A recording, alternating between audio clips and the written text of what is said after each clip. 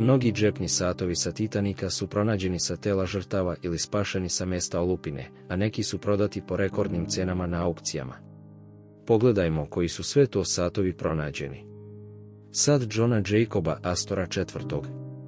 Pronađen sa telom najbogatijeg putnika, ovaj zlatni džepni sat je prodat na aukciji za skoro $1,5 miliona, što je rekordna cena za artefakt sa Titanika.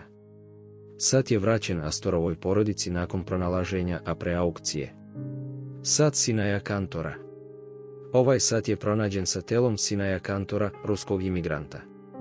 Vraćen je njegovoj preživeloj supruzi Miriam i ostao je u porodici dok nije prodat na aukciji za 97.000 funti 2013. godine.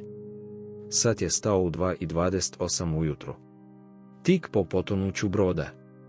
Još jedan sat pronađen iz olupine pripadao je Ramon Artagaveitiji.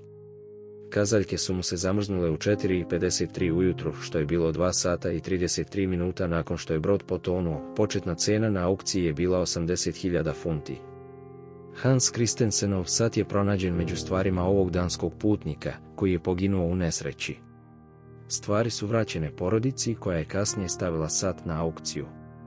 Sat je pronađen sa drugim ličnim stvarima, uključujući pasoš, novac i ključeve.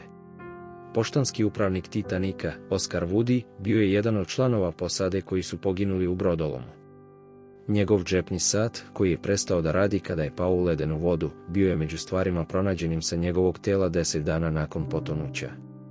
Pozlaćeni Ingersollov sat i lanac su oštećeni u katastrofi. Njegovo staklo je razbijeno, a obe kazaljke su mu otkinute.